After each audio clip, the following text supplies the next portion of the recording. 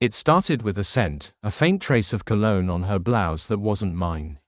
At first, I brushed it off. After all, Lily and I had been married for 10 years, and trust had always been the cornerstone of our relationship. But that night, as she sat across from me at the dinner table, her laughter felt forced, her eyes distant. It was as if she was sharing a private joke with someone who wasn't there. Late night at the office again. I asked casually, cutting into my steak. She nodded, a little too quickly. Yeah, the team's under a lot of pressure with this new client.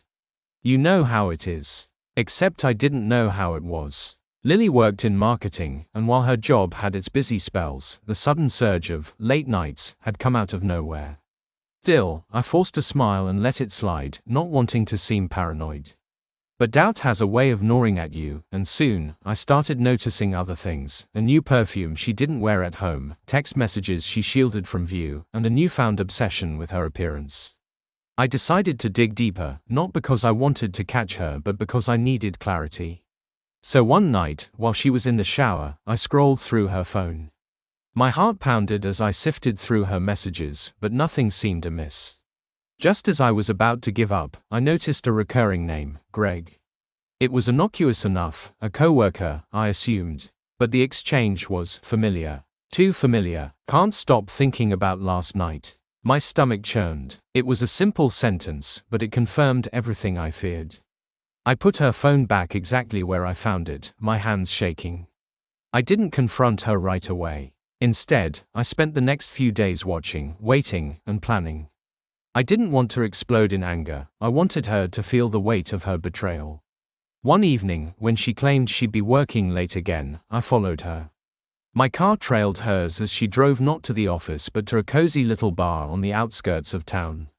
Through the window, I saw her laughing with a man, tall, dark-haired, and undeniably charming. Greg. My chest tightened as I watched them, her hand lingering on his arm, his lips grazing her cheek. It was all I could do to keep from storming in and tearing the place apart.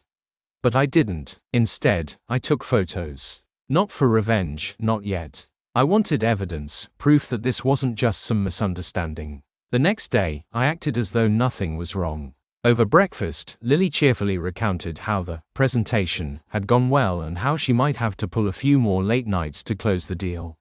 That's great, honey, I said, forcing a smile. You're working so hard. Why don't we celebrate this weekend? Just the two of us. She hesitated for a moment but then agreed, probably thinking it would throw me off the scent.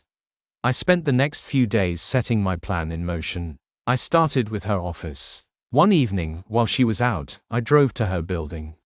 It wasn't hard to get in. A smile and a fabricated story about a forgotten file got me past security.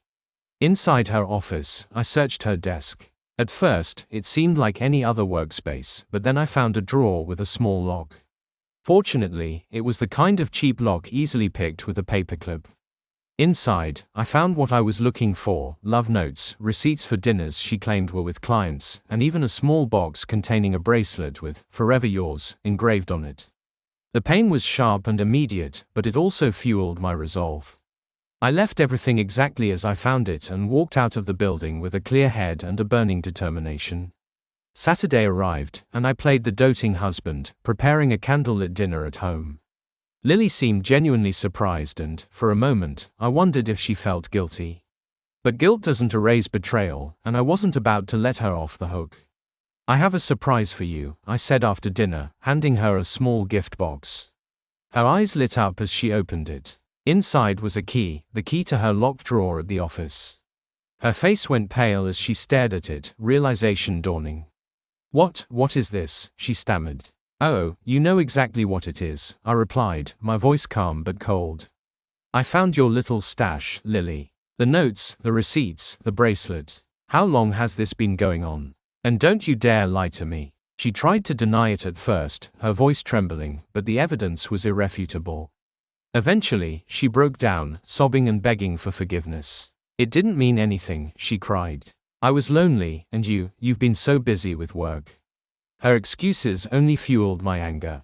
"Busy with work?" I snapped. "Do you have any idea how hard I've been working to provide for us? To give you this life? And this is how you repay me?" She fell to her knees, clutching my hand. Please, James. I'll do anything to make it right. But I wasn't interested in her apologies. You've already done enough, I said, pulling my hand away. And now, it's time for you to face the consequences. Over the next few weeks, I methodically dismantled the life she'd taken for granted. I filed for divorce, citing infidelity. I informed her family and close friends of the truth, presenting the evidence to back up my claims. The fallout was swift and brutal. Her parents, who had always adored me, were devastated and openly sided with me. Her friends, many of whom were mutual acquaintances, turned their backs on her. At work, things weren't much better. While I hadn't gone out of my way to expose her there, word got around, as it always does. Greg, it turned out, was married as well, and when his wife found out, she made sure HR knew about the office romance.